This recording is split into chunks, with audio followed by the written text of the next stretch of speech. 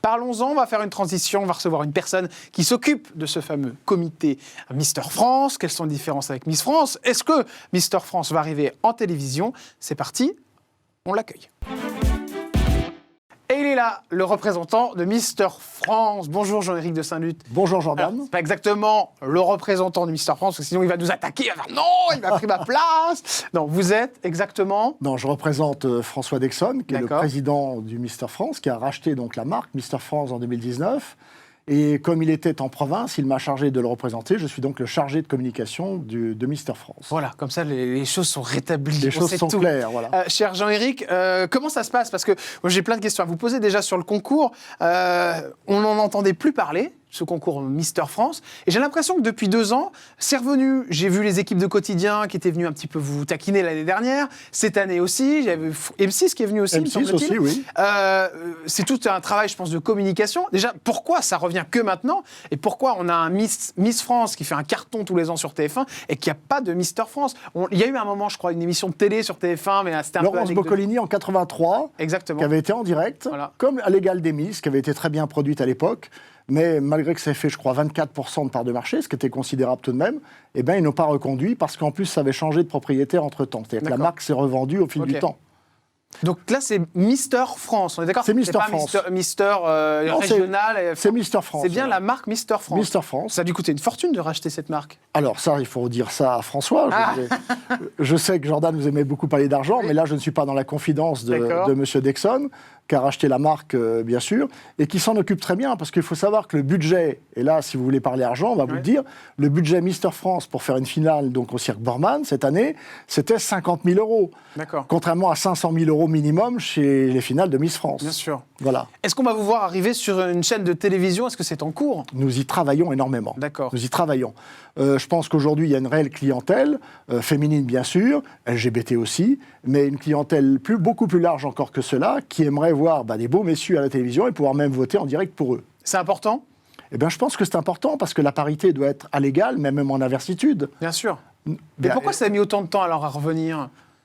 Je crois d'abord parce qu'il y a eu beaucoup de propriétaires successifs qui s'en sont très mal occupés. Je ne vais pas dire citer de nom. D'accord. Je sais que vous aimez bien avoir des noms dans ces cas-là, Jordan, mais je ne vais pas citer de nom pour ne vexer D'accord. personne. Par contre, je peux faire un compliment à François Dexon, qui était dans la communication avant, qui était déjà dans l'événementiel, qui était même lui-même délégué régional à l'époque sur Montpellier des Mister France avec les anciens propriétaires de la marque, qui a décidé de racheter, qui franchement s'en occupe très bien depuis maintenant 2019.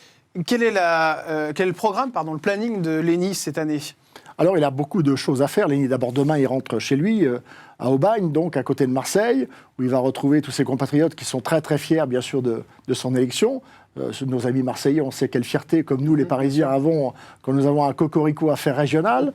Et au-delà de ça, eh bien, il y a des émissions de radio, il y a, nous espérons aussi une émission nationale très D'accord. connue de nuit le samedi soir. Voilà, voilà aussi.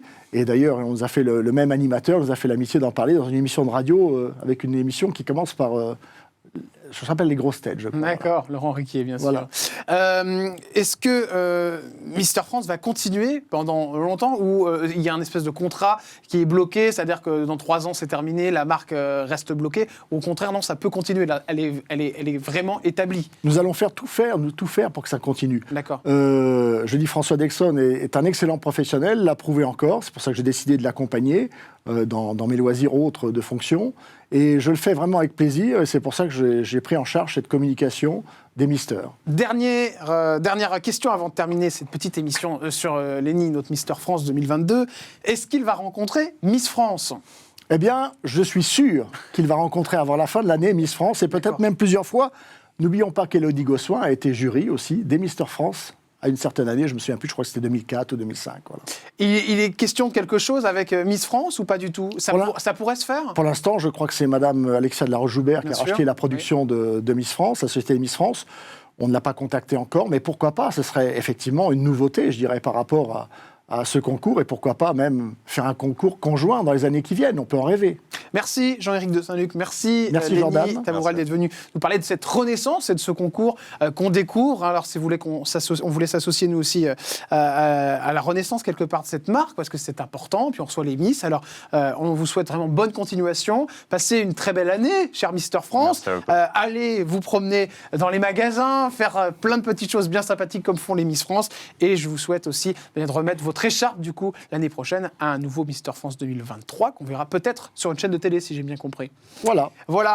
Dernière petite question avant de rendre l'antenne. Est-ce qu'il y a des catégories particulières, des cases à remplir pour faire partie de Mister France? Alors, il faut faire déjà plus d'1m78. D'accord. Bon. Ensuite, il faut avoir moins de 28 ans, ou 28 ans révolus. Il n'y a pas besoin d'être célibataire ni quoi que ce soit. On laisse la liberté Vous êtes plus lâche, donc... on est un peu plus lâche, tout en respectant quand même certaines éthiques. Ils peuvent être en couple ?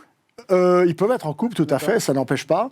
Et on est large d'esprit là-dessus, sur la sélection. On n'est pas aussi draconien que l'était mon ami et notre ami commun, je crois, Geneviève de Fontenay, que nous connaissons bien,